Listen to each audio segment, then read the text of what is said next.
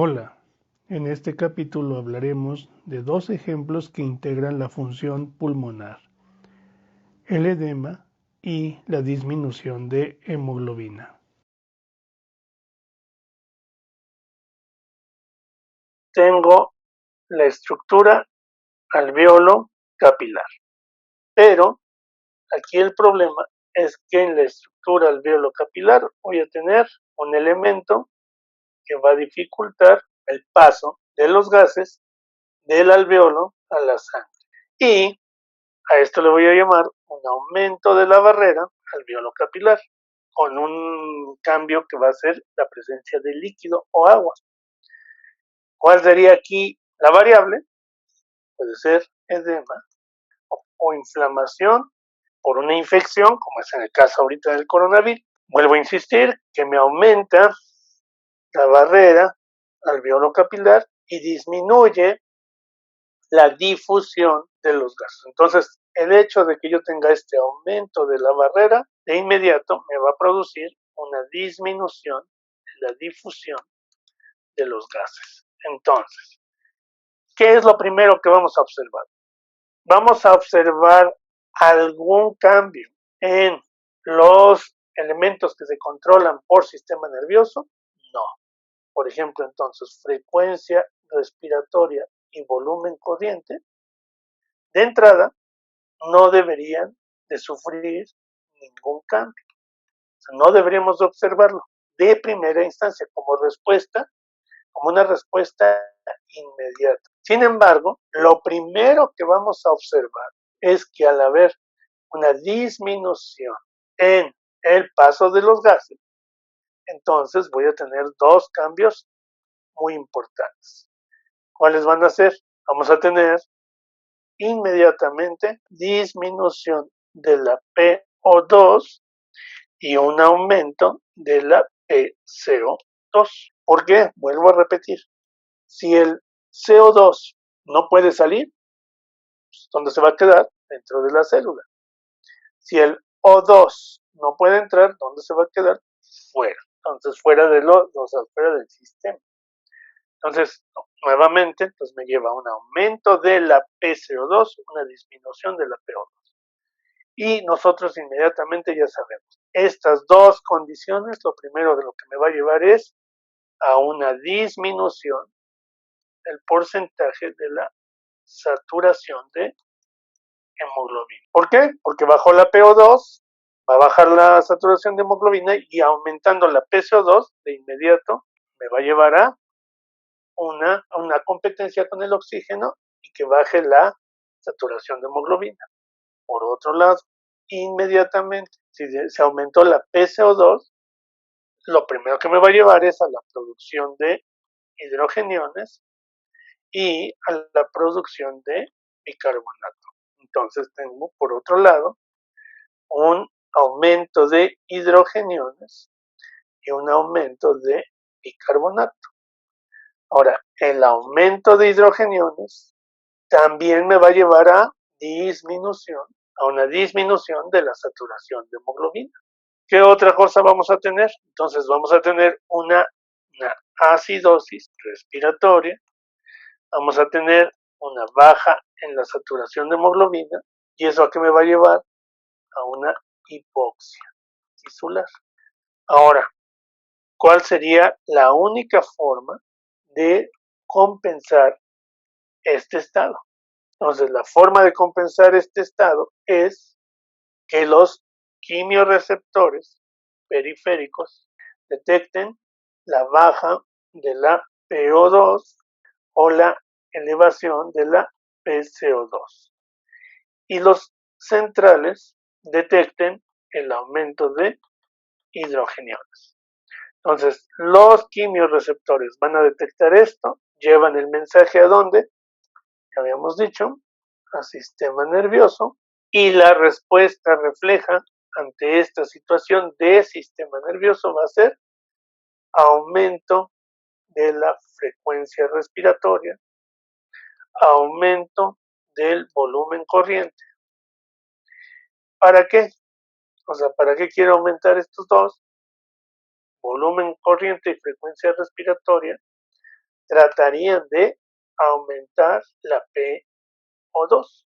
Ahora, ¿esto de qué va a depender? De que los gases puedan difundir. Pero nuevamente, estamos en una situación en la que vamos a tener un edema y hay dificultad para que puedan difundir los gases. No que yo aumente la frecuencia respiratoria mientras esté presente este estado entre el alveolo y el capilar, no van a difundir con facilidad. Puedo aumentar la PO2 del aire inspirado, tratando de promover un poco de mayor paso de oxígeno hacia la sangre. Pero indudablemente lo que tengo que eliminar es esto, esta barrera. Entonces, mientras yo no la elimine, ya por medios, con una forma, por medio de fármacos, no voy a poder hacer esto. Entonces, lo único que puedo hacer es aumentar la PO2 a través del aire inspirado. Y la PCO2 no la puedo sacar porque aunque aumente la frecuencia, si está esta barrera, no va a permitir la salida del CO2.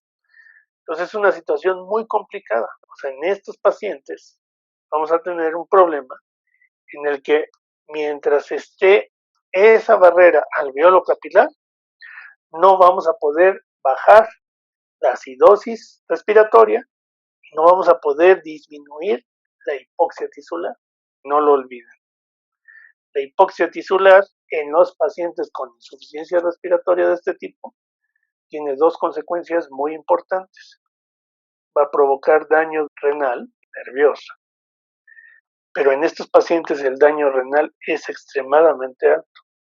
Entonces es muy frecuente que los pacientes que tienen este tipo de insuficiencia desarrollen insuficiencia renal también. Por eso siempre se tiene que estar monitorizando el estado metabólico, el estado de pH, el estado de oxigenación y el estado renal del paciente. Ahora hablaremos del segundo caso que corresponde a la disminución de hemoglobina como un estado de anemia. Aquí en este ejemplo, mi paciente puede ventilar adecuadamente, el aire inspirado es adecuado y lo único que tiene es una deficiencia en la cantidad de hemoglobina. ¿Qué es lo que está reducido? Está reducida la cantidad de eritrocitos y por lo tanto la cantidad de hemoglobina. Dos situaciones, una hemorragia, o sea, si yo pierdo sangre, pues voy a perder eritrocitos y puedo llevarme a un estado de anemia o una anemia de cualquier tipo. Ahora entonces, lo primero que tenemos es el hecho de que yo tenga una menor cantidad de eritrocitos y una menor cantidad de hemoglobina, ¿qué es lo que va a producir? Que si nosotros vemos un capilar, y aquí están los eritrocitos llevando los gases, en el estado de anemia o en el estado de hemorragia, pues voy a tener menor cantidad de oxígeno llegando al tejido. Entonces nos va a producir una hipoxia. Entonces vamos a decir, ok, en esta situación, el aire inspirado es normal. Mi PO2 del aire inspirado es normal. Mis vías aéreas están permeables. El movimiento, la mecánica ventilatoria está normal. La barrera alveolo capilar está normal. Todo está normal. Pero lo que no tengo son suficientes eritrocitos y entiéndase suficiente hemoglobina para transportar el oxígeno. Entonces, ¿cuánto va a llegar al tejido? Pues menos. Ok.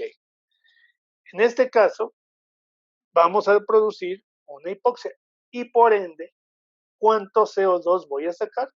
También voy a tener un aumento de la PCO2. ¿Por qué? Porque tampoco puedo transportar el suficiente cantidad de CO2 para que salga. Bueno, aquí sí vamos a tener que complicarlo porque es una compensación muy, muy importante. La única forma de compensar esto y evitar tanto la hipoxia como el aumento del CO2 pues va a ser la acción que haga el sistema cardiovascular. Y el sistema cardiovascular, ¿qué es lo que va a tener que hacer? Si tengo menos cantidad de eritrocitos, lo que voy a tener que aumentar es la velocidad del movimiento de la sangre. ¿Y eso cómo lo voy a lograr? Pues aumentando el gasto cardíaco y aumentando la presión, finalmente. Aumentando primeramente la frecuencia cardíaca. Es decir, yo voy a tratar de hacer una mayor movilización de sangre para evitar que en los tejidos se acumule esto. Ahora, ¿esto de qué va a depender? Va a depender que la calidad de la hemoglobina sea buena y que en este aumento del gasto cardíaco y aumento de la presión y aumento de la frecuencia logre yo compensar la falta de eritrocitos. Entonces, en un paciente que no tiene ninguna alteración hemodinámica, es decir, que no tiene una hemorragia, vamos a poner en el caso de que tenga una desnutrición o una anemia de cualquier tipo, si el sistema cardiovascular no logra compensarlo, entonces, ¿qué es lo que vamos a empezar a observar? En una gasometría, pues un aumento de la PCO2, de inmediato, ¿a qué me va a llevar? Un aumento de hidrogeniones, es decir, entiéndase, una disminución del pH. Ok. ¿A qué otra cosa me va a llevar? A una disminución de la PO2. ¿Y esto a qué me va a llevar? A una disminución de la saturación de hemoglobina.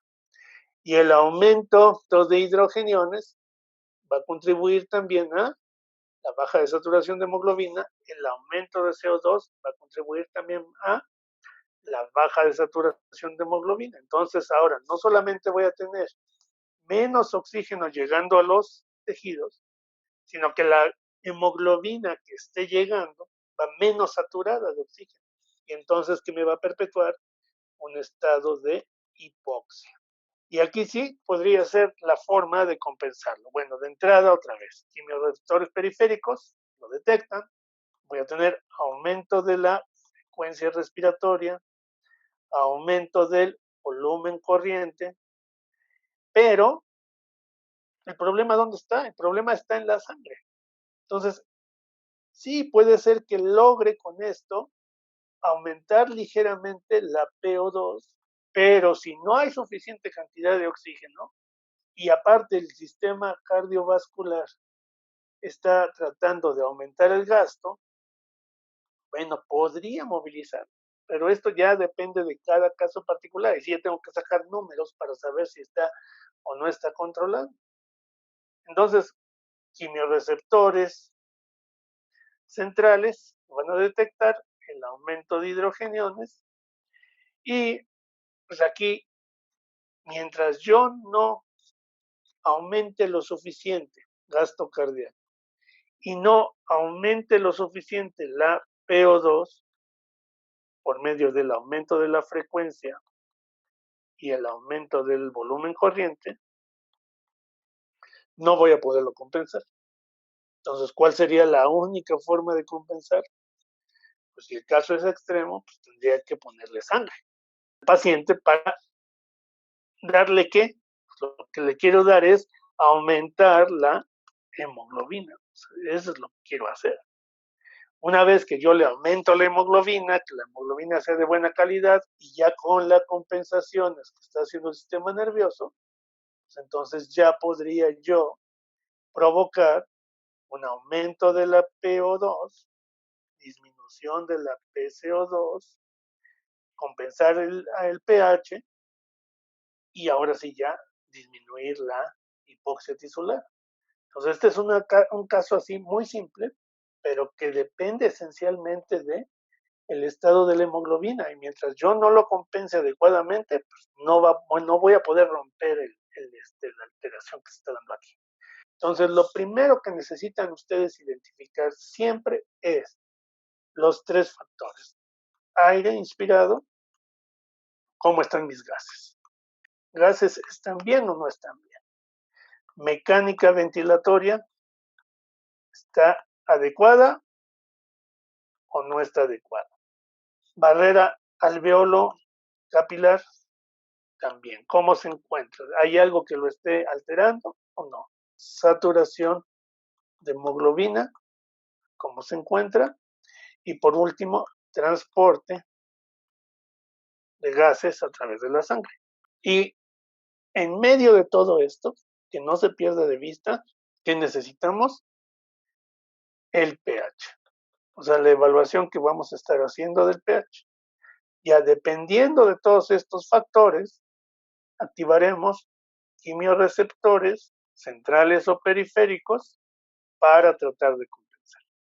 Entonces, una gasometría, estos son los factores reportando la PO2, la PCO2, el pH, el bicarbonato, y me están reportando algunos otros factores, pero con esto yo puedo ir viendo. También me marca a la saturación de hemoglobina y el oxímetro también de manera indirecta me marca la saturación de hemoglobina, que tanto satura el paciente. Entonces recordemos que debe de estar saturando alrededor del 90%, ¿verdad? Saturaciones menores al 80% ya empiezan a tener alteraciones de hipoxia tisular que pueda causar daño